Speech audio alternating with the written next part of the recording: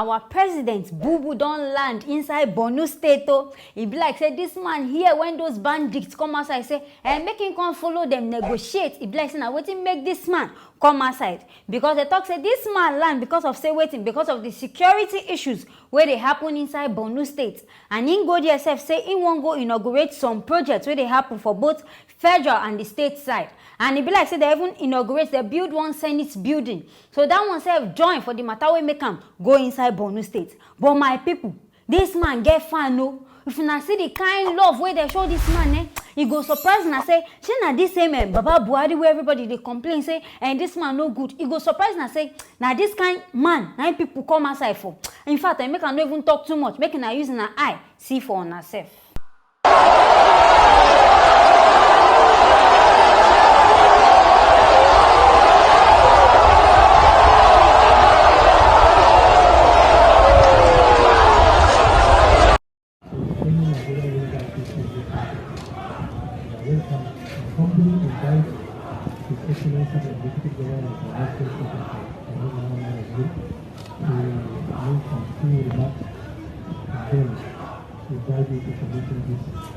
My people, now don't see him, Abi. I think say people there against this Buhari. See as people come outside. See crowd now. See as they're massive. I can't they want where they foresee all these people come outside from. They go pick them, Abi, where they go carry them these people come from. On our sure say they no go rent them this crowd. Because as we they complain, say, this thing where this man they do, you know good. Now there Bonny people come see and say, yes, this man they walk. Now they come decide say they won't come outside. Make na see our bubuna in they even form like Starboy. They give people fans say, now wow, this thing, hey, Buhari, your matter shock me. Because I no expect say people go show you this kind love. Say this kind crowd go fit come outside for you. My people, it means say this 2023, you no even shop for anybody, you no shop for any party at all. APC or PDP, if they fit give this kind man this love, it means say in fact 2023 now them go still fit even win this whole election. Because I know they see work where this man they do for our own side. But as many people now, they don't come outside, they claim, say, this man, they work. It means saying they really work. And I think go say maybe won't go keep peace. Because I think go there because of the insecurity. I can't be surprised. Why all these bandits? Why be say that day where they know say Buhari they come? Why they not go there go attack them? Now that day them say they can't decide say and today now be peacekeeping day. Now that day then they can't decide say they won't stay in their house, they no go do anything. On I see say this our Nigerian government in be like say some mago things don't they inside this whole matter. My people now waiting I hear I can say make her bring herself come on her front, making herself they using her ear, they hear waiting they happen inside this our Obodo Nigeria, things they really happen. My people, anything when I feel about this whole matter, making her not forget to write down for the comment section, making her not forget to like share and also subscribe to this channel. Facebook don't turn to scamming center, my people. The kind things where people they do for Facebook now, it go surprise on her. Them say they don't use Facebook now. They smuggle people come out. You will want travel abroad by force, by fire. Now they go they get because people were there in the haste to come out. Now then they go they get. They say this thing happened for Tijuana, Mexico. Say according to reports now, Facebook now people they use pass. They carry immigrants come out. Anybody where they don't talk, they want travel. They go Facebook sharp. Go click on one link, be one person, the person go come direct, and this whole thing like this as it be now fake, now even scam. My people, make now watch the video. We crossed into Tijuana, Mexico, to reach this shelter packed with migrant families from Central America. Most have been deported from the U.S. after paying smugglers, so-called Coyotes, to get them across the border. They spent thousands of dollars, years of their lives, and then wound up here in Tijuana with nothing. We asked them how they found their coyotes. This was actually from Facebook. This is a Facebook shop. Yeah, oh, wow. chat. Yeah. A new report says that Facebook has become the preferred platform for these smugglers and the desperate migrants they prey on. The going rate is $9,000 for an adult, $7,000 for children, according to people here.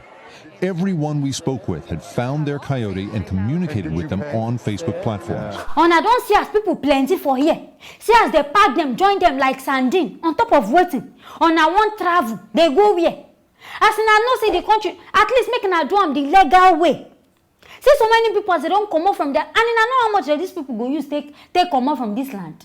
Not be small money. They go don't pay plenty money to take come out from this place.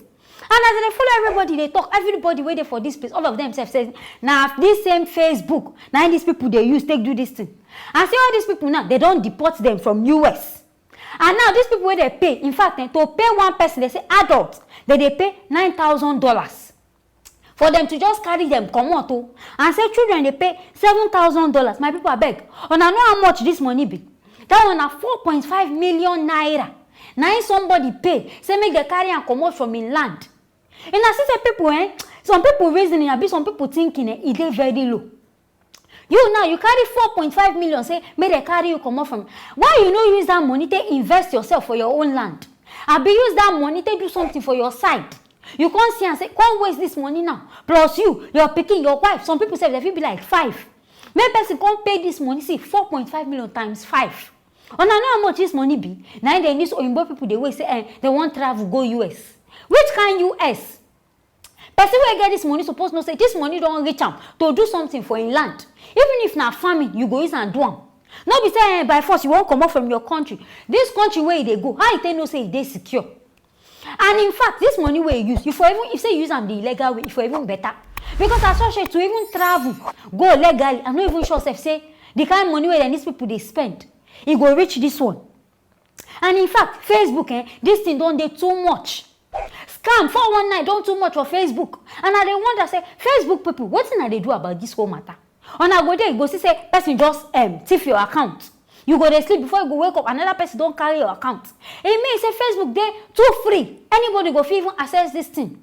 So these people would even do this kind of, if it be say they even be legit business people. Now somebody now can hack their account, now can steal this thing now, start to do this kind of business.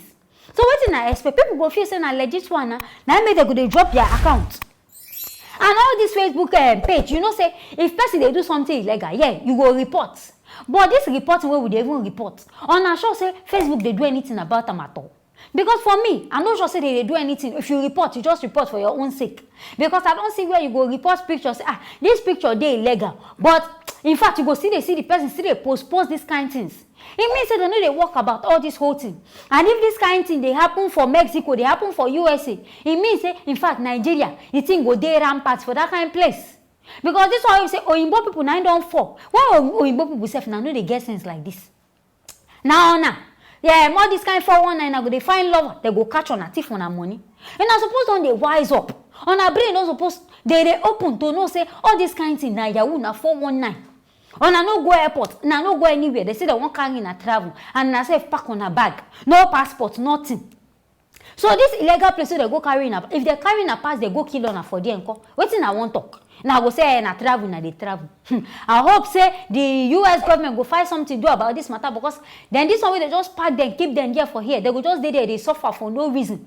So may they find something to do about their matter. If they go deport them back to their village, may they carry them go back. Now their eye, now see what they find. If say they stay their land, use that their money, they do something better. In fact, by now they would not even they happy if say they do this kind of thing. This money now it just go to waste. Everything don't wash. That money, they no fit see them again. This person where they even do this kind of scam business, I hope say they go catch them. As themselves don't they do investigation to see who these people be. So I pray say they will catch them and may they put these people to justice because their own self done too much. My people now this one now here I can't say make I bring and come, making ourselves using an ear, hear what things happen. Anything where in a feel, making I not forget to write them inside the comment section. My people, tanker don't explode for Mobolaji Bank. This one will happen for Anthony Way, Ikeja, Lagos. Them talk say this thing happened around 11 p.m. for night. Eyewitness where they talk say this whole thing happened due to leakage from the gas tanker. Say this motor been a tanker dead near one filling station. See, and as the thing start to leak, when we say people go even use the preventive measures, now there everybody start to run for their life. Say people where they even sell and people where they run, everybody begin jackpot they run because they fear say make this thing not even go explode, can't kill them. My people, make now watch the video of this explosion. Just one. Imagine, you've been calling for 30 minutes, nobody is coming. And they say, Lagos State is working. What are they doing? You spend $1 trillion to treat this thing. You cannot do for something.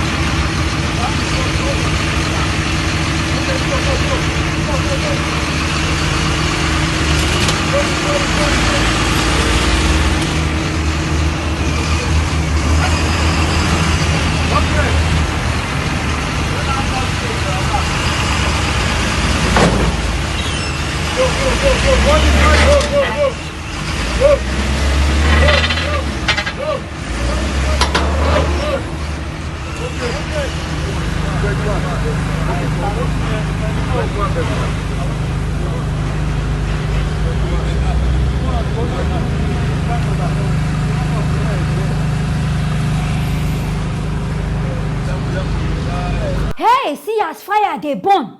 See as fire those they cut. Hey, this one it pass hellfire.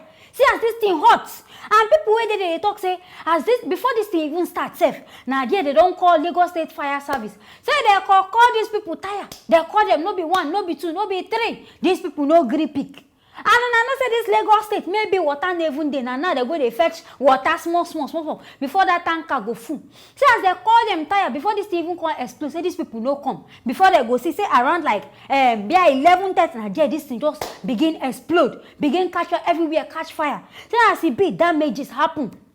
Plenty things happen. Say the building where even dey next to this place, say the building even catch fire, everything burn. Say they even notice say 3 people don't die, 25 vehicles 9 don't burn, and 4 other victims they inside critical condition. In fact, these people there for Bagada General Hospital.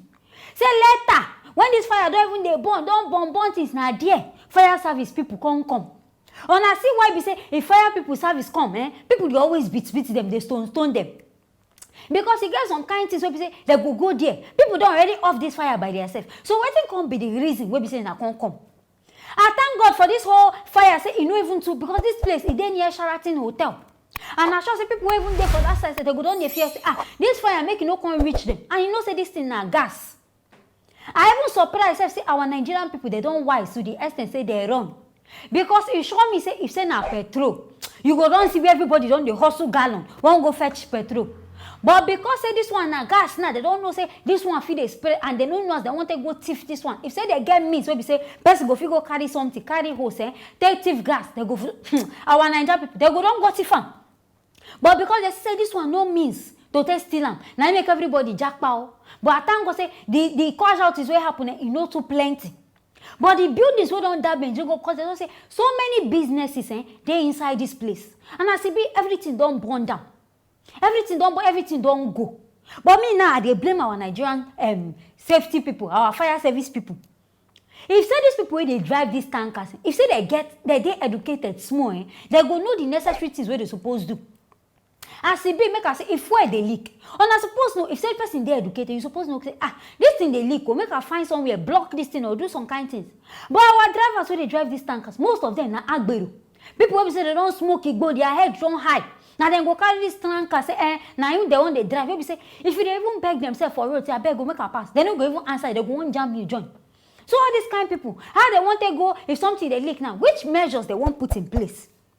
They don't go fit do anything now because they don't even get any idea. Even them where they carry this gas, they don't even know they don't even know what in be gas. They just they drive this inside because of driving sick. They don't know the essence. They don't even know the bad thing where this gas will do for their body. And in fact, I thank our Nigerian police. On as soon as they don't come outside, it means our Nigerian police they work. If they go fit come outside by that time, and they talk say they off this fire like around make I say 12:30 a.m. If police still even they dress with their uniform come outside, but it means that they work. It means that themselves they try on a well done. But also like as fire service they say as they come, people know you know say before people go down they face them, they talk say they do their work well. Say immediately. Now they start to the trials, they want to off this fire. People they so if let's say they really work because normally people for don't attack them. But the zeal where themselves they use they come. But I beg making a day prepared. No be say they will call on and I no go answer now that anytime when I like now will come outside. Now what did they always cause wahala for this country? You go see say thief they rob, they go call police. If thief don't go finish, now police go come. The same thing for fire. Fire go they burn, call them this fire service finish. In fact, make this person burn roast like turkey. They no go come outside. What's the company the essence of work where now they do? Now sleep now they go sleep. Now make they get this thing as duty. Some people they work for morning, some people they work at night. If they are calling them, making they come outside, they answer people. And this tanker explosion, it don't do too much. I think say they ban them tanker, make it they work for daytime. I be they get days where they work. Man, it don't too much. It don't over happen. Some things where we say na bad thing for Nigeria now. It don't they become regular things. Tanker where we say na no say on a this thing no good, na tank no good, na no fix am. Una go leave am so tey until the thing go come get over damages. Na then I go come know say something dey wey una wan do. Una know say this thing don dey leak. Make una find person go block. If they no fit block am, una be una go sell the container, be una go tori am. I don't know wetin I wan do. But abeg, make una dey put things in place. And our government say make they work on this whole tanker thing. Now so tanker go block road, you no go see where you wan pass. If any small explosion happen, everybody go die for there because everybody don dey choked up within that cycle, within that place. And this one now, the kind traffic wey go even cause now for this whole place now. The kind people wey dey Lagos, I sure say na eye go even see. And I go know say something even really happen for that side. My people make una dey careful. Anywhere where tanker dey, make una dey watchful. Make una go park, make the tanker pass before una go do una own thing. I know that's na one take do am, but make una just dey careful of the kind things wey dey happen because the kind explosion wey dey happen now. Make person no go just dey pass, make one explosion come meet now. Because people wey dey inside motor now wey this thing meet, I sure say they no go even expect am. Maybe na the explosion I go just read their side now, can't kill them. My people now this one now here, I want to make a bring and make myself use na ear they learn word for things where they happen for inside Nigeria. Anything where na feel, make na not forget to write them inside the comment section. Make na not forget to like, share, and also subscribe to this channel. I'll see you guys in the next video.